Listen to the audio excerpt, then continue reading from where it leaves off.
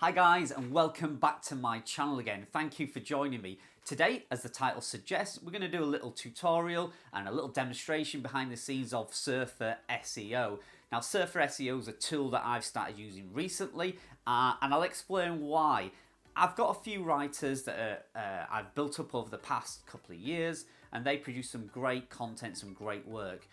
It got to the point where I can actually just literally give them a title and tell them I want 1,000 words writing, and within a day or two I'd receive a nicely written article which read well, it was very friendly and looked great. So I got into the habit then of just simply adding it to the website, publishing it, and off we go. As these writers have got comfortable and relaxed with our operation and the way we work, I've kind of seen a pattern emerging, and that pattern is it's mainly my fault, to be honest, because what I've been doing, I've just been trying to churn out content.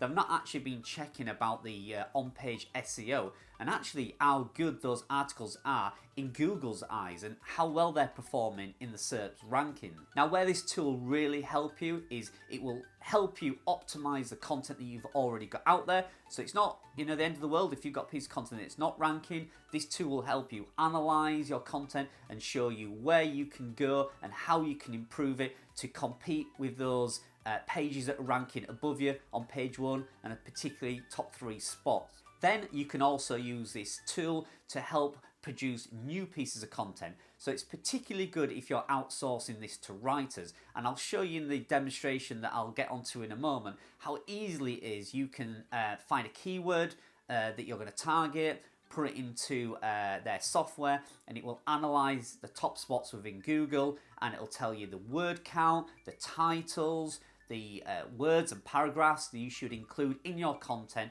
to produce a piece of content that's going to rank and compete with some of the top places for that keyword. Now, like all tools, there's always some pros and some cons, and one of the things I've found is that this tool forces the writer to spend a little bit more time with the on-page SEO and focusing on actually optimizing the page rather than just producing content. A lot of writers will get into the habit of adding a bit of fluff and a few extra words. Not saying all of them do, but some of them do, just to get that content level up so they can charge you X amount for X number of words they've produced. But this amount of content often isn't needed. And what SurferSEO will do is tell you which words are necessary and which are not. And that means often cutting out some content rather than adding content, which often does surprise people. And the reason writers don't like it is it does take a little bit more time to actually produce this content that's really well optimized. Like I found with my writers, sometimes they just get into the flow and they can easily knock out 2,000 words in a really friendly format. It reads well, it looks good, so you're often tempted just to publish it. But actually, is it great for SEO?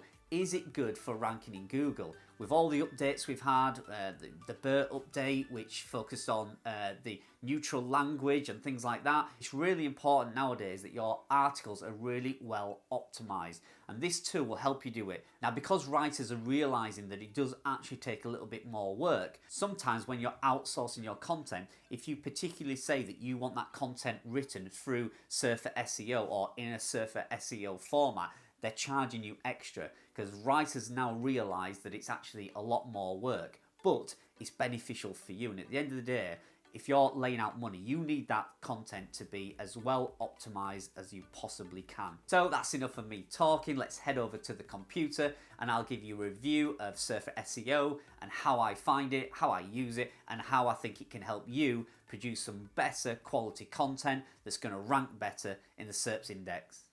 Okay, so here we are over at SurferSEO, and the first thing you'll do is register obviously for your 7-day trial for $1, and then after that you can subscribe or purchase their tool. I'll show you the pricing plan here. You can see it's not that cheap, I will admit. It is quite expensive, but if you're serious about growing your blogs and serious about trying to rank some especially some buyer intent keywords that could bring you in some good income, it would be worth the $59. There is some smaller plans, I believe. There's a hobby plan here at $29, and it goes all the way up to a professional package at $650. So you can pay monthly or you can pay annually.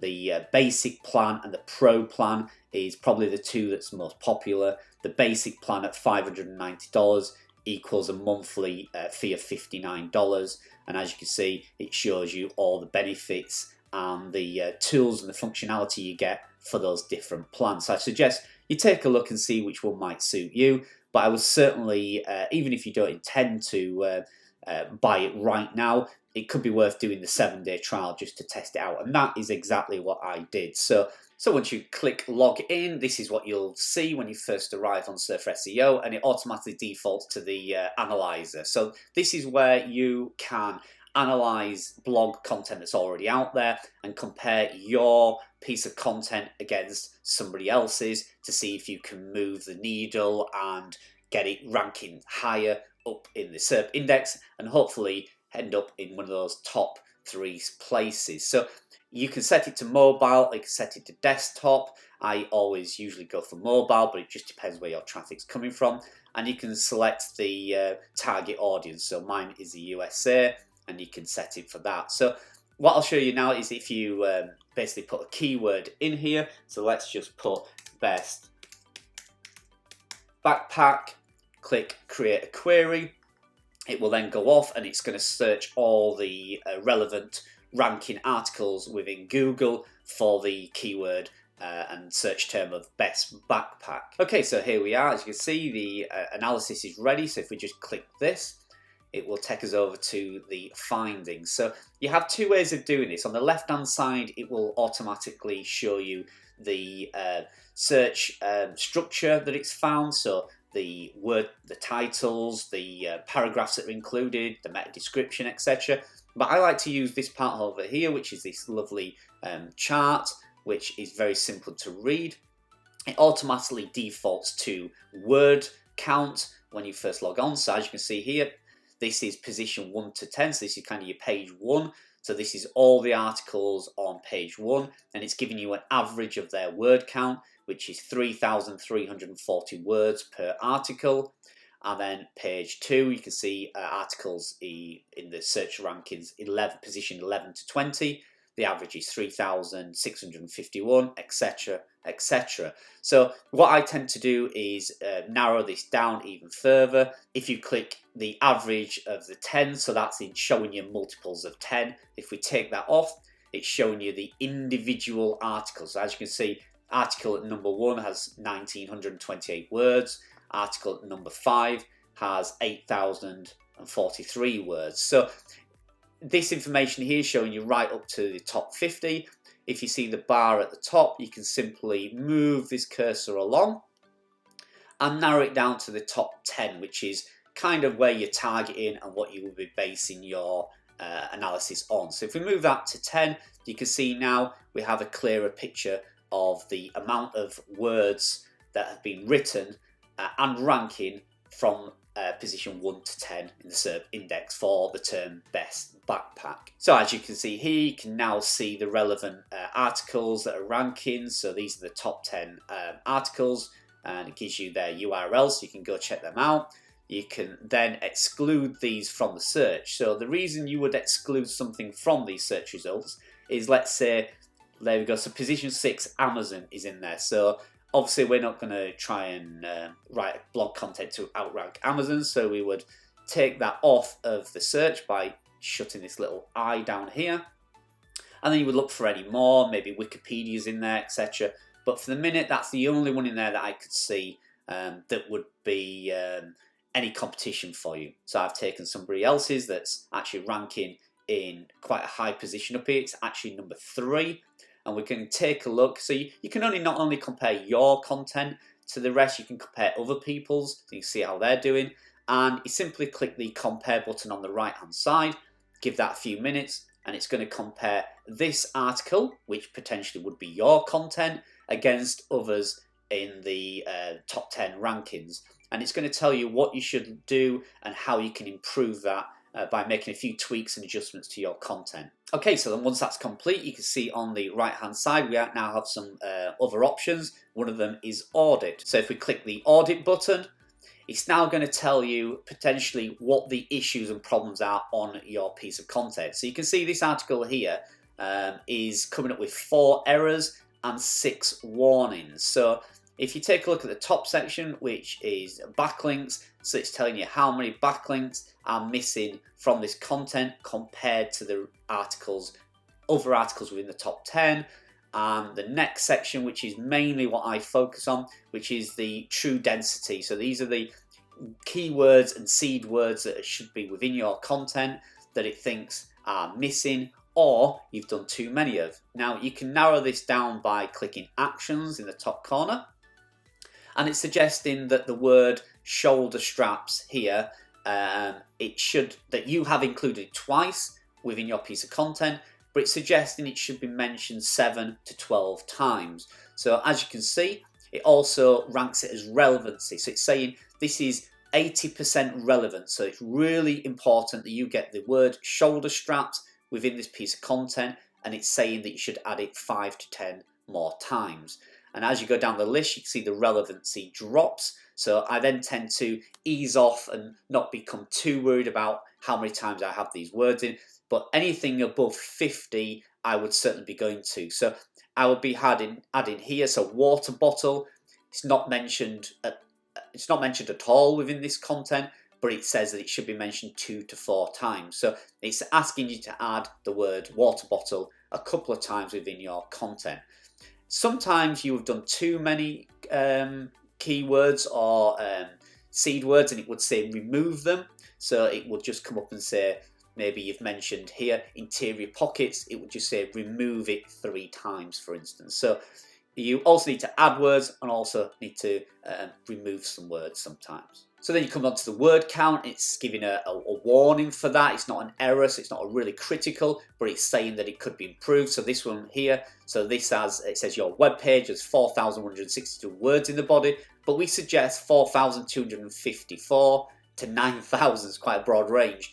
And if you click the show details, you can see here that this article in purple would be your article, and it's suggesting it just falls short of the perfect range. Now I wouldn't be aiming for this 8,000 words because all the others here have slightly less words, so you're quite within the range, but I would certainly just get it in this green. So I would probably add 500 words to this just to get it in that perfectly optimized position. And if we go down here, it's saying that you need to add the keyword of best backpack is not in a H1 setting, and add one exact keyword in the title, so it's suggesting that.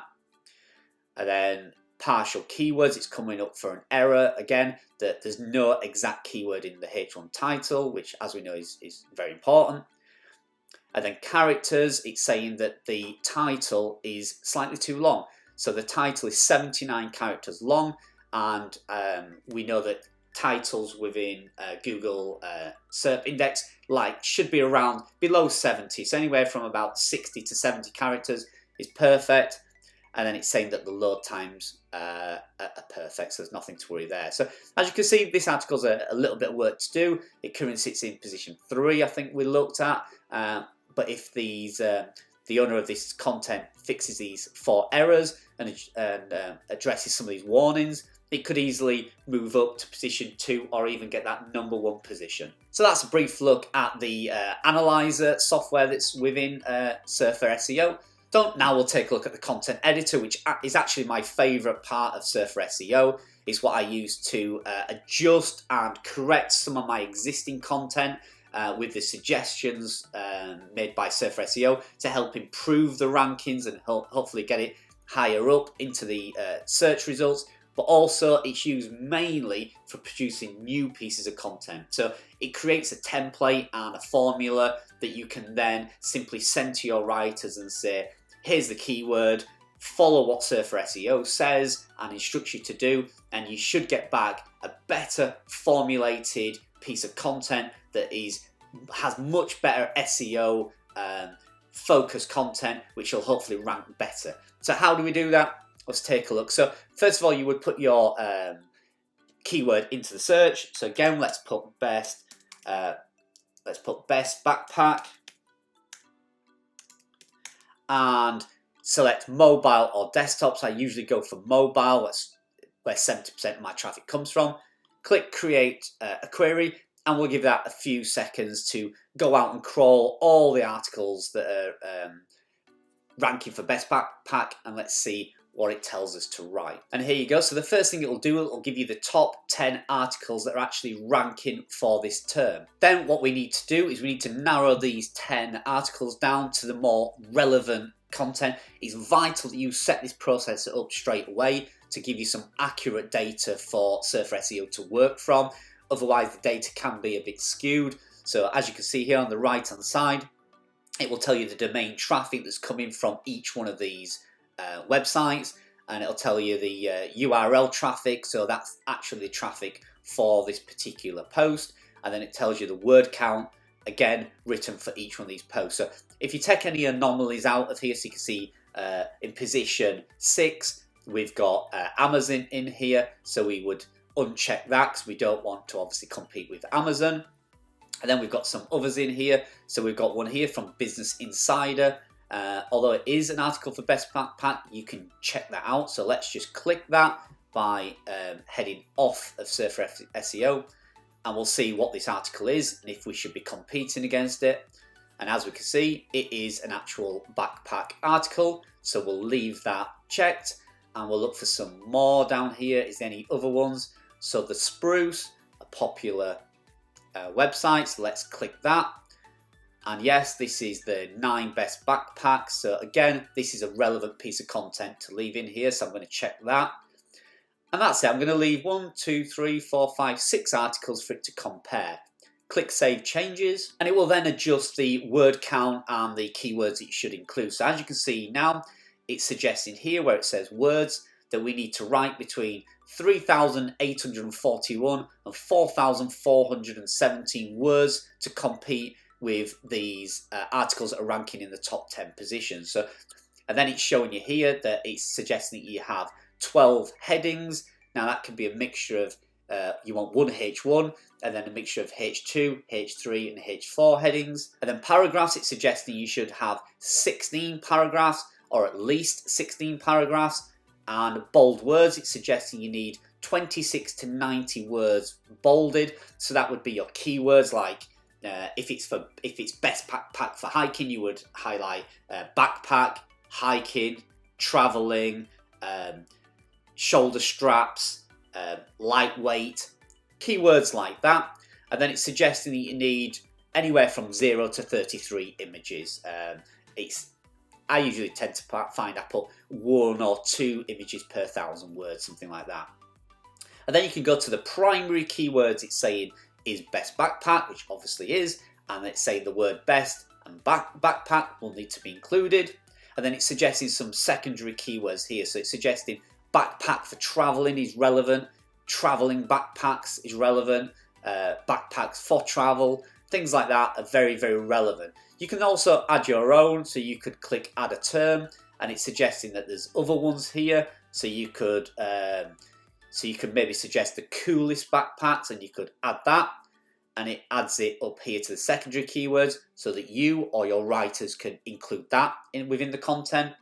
And then it's saying prominent terms. These are all relevant, so that having a laptop compartment within your backpack is often searched for. Having side pockets is often searched for. And then on the right hand side here you have some other terms. Now when it's grey and black writing, it's actually going to be included within the suggestions. If you deselect it by clicking on it, it will take it out. So if you want to not include the word also, you click that and it becomes light grey. Now this is a bit of a laborious process on this side here, so you would go through and suggest from your opinions which words should be recommended to be included within your content. So you need to basically take out the ones you don't want. So I would quickly go through this. So there we go. So there's the other terms that it will suggest that your writer or yourself includes. And then you have topics and questions. So these are often used as subheadings. So, how to pack a backpack for traveling. I would include that as one of my headings. What size backpack for traveling? There's another one. So these are all your H2 and H3 headings to be able to build out your content. But if you want to add some more, there's some suggestions here by clicking add a question. And it also gives you some more suggestions. So you look through these and find ones that you think should be a good heading. So what are good backpack brands? Seems relevant to this topic, so you click that and it adds it to the suggested questions section. Backpacks that can hold laptops, again, seems relevant, let's add that. And you build these out until you've got enough sections and headings to complete and fill out your content. So then you have the instructions at the bottom. Now I tend to use this as further communication when I'm sending it out to my writers. Once you've set this out and you're all happy with this, you click in the bottom right hand corner, finalize customization. So once you do that, this is what your writer and you will see. So this is all the suggested words that you've clicked that should be included in the content. And here's the headings and paragraphs and bold sections. Now, what happens is as each one of these are written, it will turn green to say that it's been included. And the aim is to try and get a lovely formatted article that includes all these words here that you can see on the right hand side and all these questions and topics within the content as well. As each one is done, it will go green. So if I show you how to do this, so if we look at some words on the right hand side here, you can see it's telling us that padded laptop compartments needs to be written once, comfortable to wear, and day pack. So let's try and show you what that means. So the best day pack is only $99, and as you can see, it's gone green because I've included the word day pack. And you just continue to do that throughout the article. So another one of these coolest backpacks and is one of the coolest backpacks. And as you can see, it's now gone green, so we've included that. So you just continue to naturally write the article and include all these keywords and try and get this as green as possible. Now it works with the headings as well. So if we do a heading, so one of the headings down here, what size backpack for travel? So what size backpack for travel? And make that a heading, just like you would on a normal post. Let's do that a H2 heading. You can now see that the heading is now saying that I've got one heading out of the 12 that it suggested. And if we did another one, can backpacks be carried? So can backpacks be carried? Turn that into a heading. And as you can see, it now says we have two headings. So as you can see, that's what you need to do throughout the content, and move on to paragraphs bolded. So bolding words here. Coolest backpack might be relevant, so let's bold that. And as you can see, that's gone from 1 to 2. We now have 2 words bolded. So if you wanted to do another one, change that from 2 to 3. Let's highlight the word day pack, bold that. And if you watch the number 2, will change, so bold it. And it's now saying we have 4 words bolded. So as you can see, that's how you do it. And once your article is completed, you can either export it as export to HTML, or what I do, simply copy and paste it straight over onto your website. Now, if you wanted to send this over to your writer as a template, let's just delete all this. This is what they would see. You simply go up here and get a copy shareable link. You simply click that and it copies it to your clipboard, and then you send that to your writer via email or messenger, and you will see this is exactly what they will see, which is the article, which is exactly what you see. So they are externally linking into SurferSEO. They don't need an account. They don't need any login details. They simply get this format and they start typing away directly onto the content. Once it's done, copy and paste it or into an email and send it back to you, or they'll put it directly on your website. So as you can see, it's so super easy, so super simple. There's no expense for your writers. And what the benefit is, you get back a fantastic SEO optimized article ready to rank well in Google. So there you go. As you can see, it's a great tool to use. I'm really enjoying using it, and actually my writers are quite enthusiastic about using it. They've not cottoned on yet to the fact that, you know, it is a little bit more hard work and they've not asked for more money yet, but to be fair, I pay them a decent rate anyway. So I hope you found this interesting. I hope you found it useful. I'm certainly going to continue to use it, and I'll see in the next few months what the results are. I'm going to particularly focus on a lot of content that's sitting around page 2 and see if I can just optimize these pages and just get them to bump onto page 1.